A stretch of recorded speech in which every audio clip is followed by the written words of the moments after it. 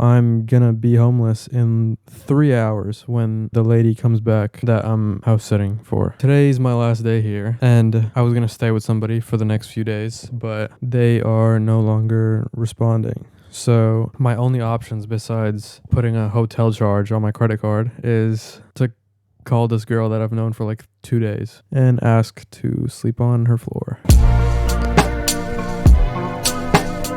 Yeah, so that's basically the situation right now. So could I possibly use your floor as a bed? Yeah, so I packed up my shit. I said bye to the dogs and then I just left.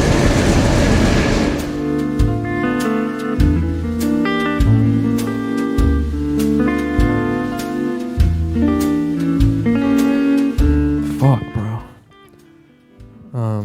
Basically, for the last 2 weeks, I have been, most people would call it homeless. I mean, like, not like on like the street or anything, but like pretty much every other day I was like, okay, where am I gonna sleep tonight? You know, no longer the case, at least for a little bit. I now have a home. Oh my. Yeah. This is Echo. We can get into everything in a second, but right now I have not had proper sleep in a good amount of time. So I'm gonna sleep and I need a cut. I'm afraid to get a cut here because I don't want to become a mandem. If they fuck me up, I'm just gonna buzz it, honestly. If this cuts right now and I have a buzz cut, you know exactly what happened. You got anything to say?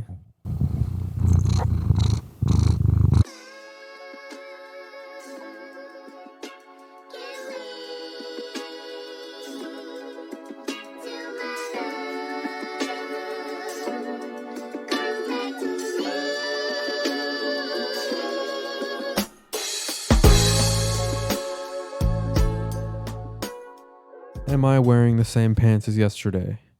I think a better question is, did you eat hot Cheetos for breakfast today? You did. Got my hair cut. They didn't fuck me up because I was too scared to go to a barber. I went to like a hair salon. Yeah, so the last 2 weeks I've been homeless. Kinda. I was staying in the south with the dogs, and then my stay was up and I had a place to stay, and then basically the day of, they just went ghost. I was supposed to take a train and head straight over there that morning, and they just fucking disappeared. So I was like, okay, I'm gonna get a one night stay somewhere in London as cheap as possible, and during that short time I'm there, I'm going to find something. I'm gonna make it my mission to find somewhere to stay. So I get on a train, takes 2 hours, get to London, check in. I'm staying in a hostel that sleeps like 10 people. 8 of them are women who are very nice, and one of them is a 50-year-old man who I didn't see sleep ever. So the next morning, I'm like, okay, like I gotta be on go. Like I need to find something. And I get a text, and it's the girl that I was supposed to be staying with originally. She was like, I'm sorry, my mental health has been so bad. I was going through something mentally. Come through today. And I was like, okay, first of all, a lame ass excuse.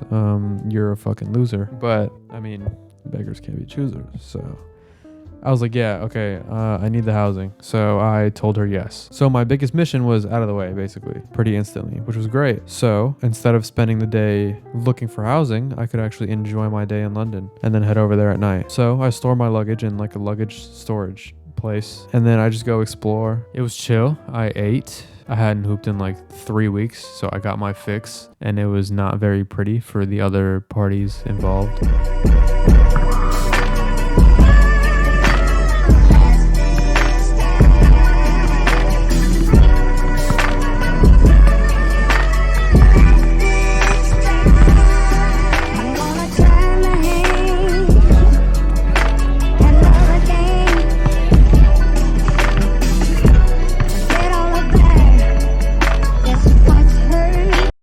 And then around like 6, I texted her. I was like, okay, I'm gonna head over in a bit.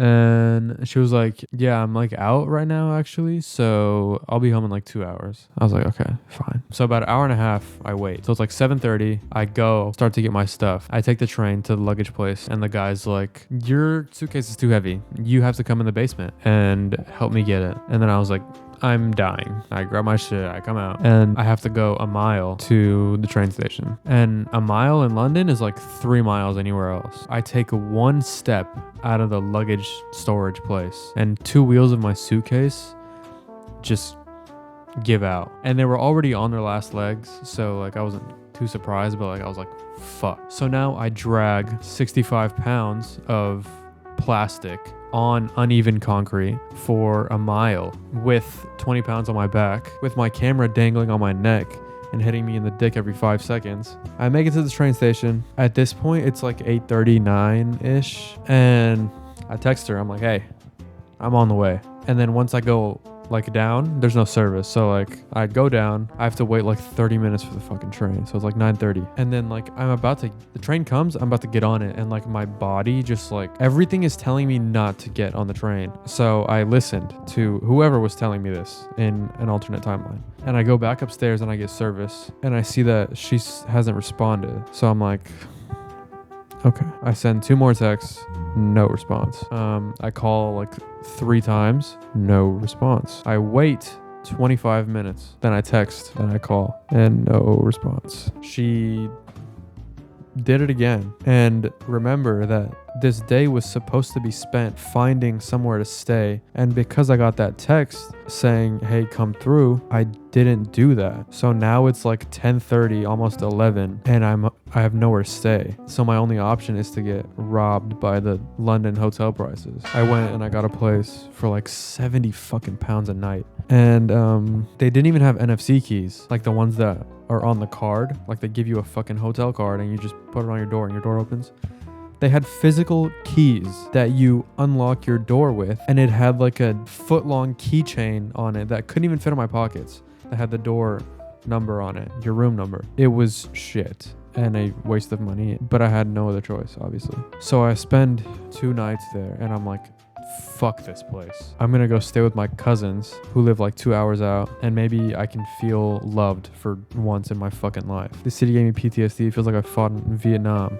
So I went to my cousin's place. I spent a week with family, and it was fucking amazing. And then we were like, let's spend a day together in London. So we go back to the city for 1 day. We get a 1-night hotel. And then for the next day, I was accepted to a house sit with a cat. And then the day of, the lady disappears. She fucking despawns. I guess it's like a common thing that people do here. So I have to get another fucking hotel. And this one's also shit. And it's also £70 a night. I stay there for 2 days. And then I get a text. Can you come tomorrow through the 30th of August?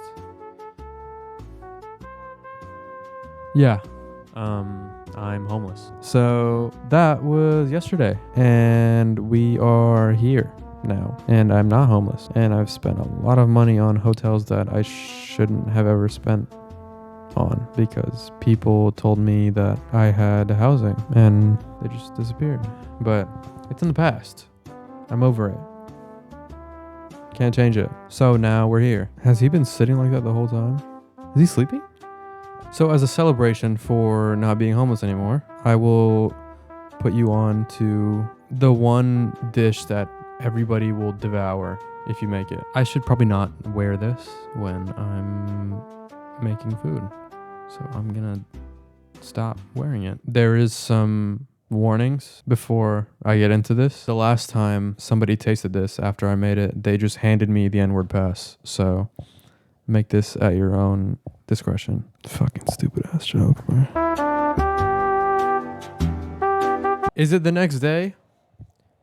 Maybe. I was too hungry when I recorded that. I couldn't wait for food to be prepped and cooked. That was not happening. So instead, I downed about 5 spoonfuls of honey, and then I went and got pizza. And the pizza place across the street smells like, even walking past it, it smells exactly like a Chuck E. Cheese. I know that fucking mouse is in the back somewhere making those pizzas. Anyways, now we're making what I told you we would make. And it took me 3 trips to the grocery store to get the stuff because one of them didn't have pasta, and then the next one didn't have Cajun seasoning, and the third one didn't have something else. Oh wait, no, I went to 3. The third one had everything. The third one. These pots are too small. The color on the chicken's not gonna be good because there's not enough space. I'm losing my fucking mind. I'm not doing this anymore.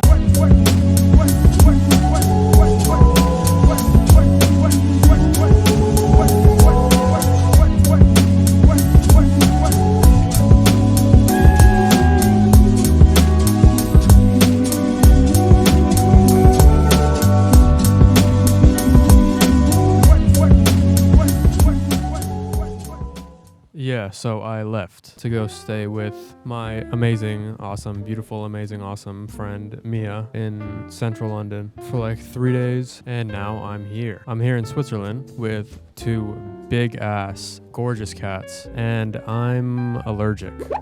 I got here and then I took my allergy medication and I was like, maybe there's something I'm missing. What if there's something out there that I don't know about that could cure me? So where do you go when you need such answers? Clinical studies, the Quran? No. So I just TikTok searched cat allergy in hopes to find something that would cure me. Now that you have that information, I would like to present to you a new segment we're calling Why Is This on the Internet? I used to be allergic to this little guy. I used to have the worst cat allergies you could ever imagine.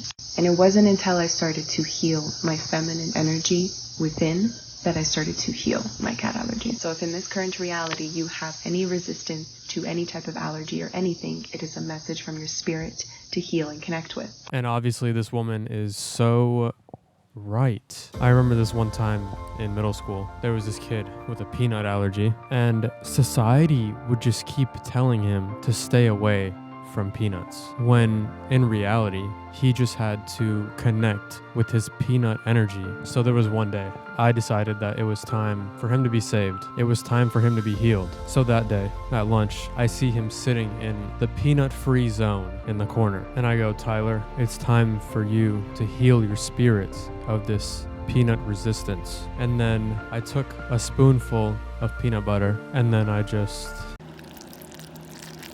and at this point, I can physically see his spirit being healed. His skin went completely pale, his eyes rolled to the back of his head, and he even stopped breathing. The evil spirit inside him even showed itself in the form of Tyler, and it spoke, and it said, "Please help me. I can't breathe. Please call 911." And eventually, his spirit was completely healed, and he went to a very restful sleep, the most peaceful sleep I've ever seen anyone in. And I think that my healing was so life-altering that he never showed up to school again. His life was changed. He was free.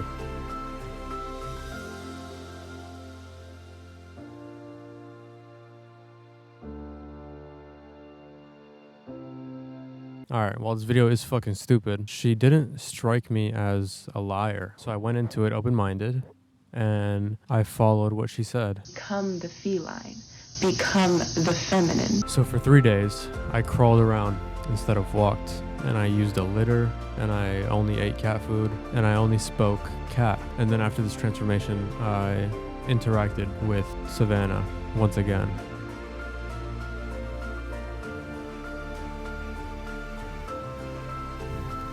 Yeah, I think this video's over, man. Subscribe. What do you have to lose? I'm gonna leave you with one philosophical question. It is, can he play basketball and sing, or is he just Filipino? All right, bro.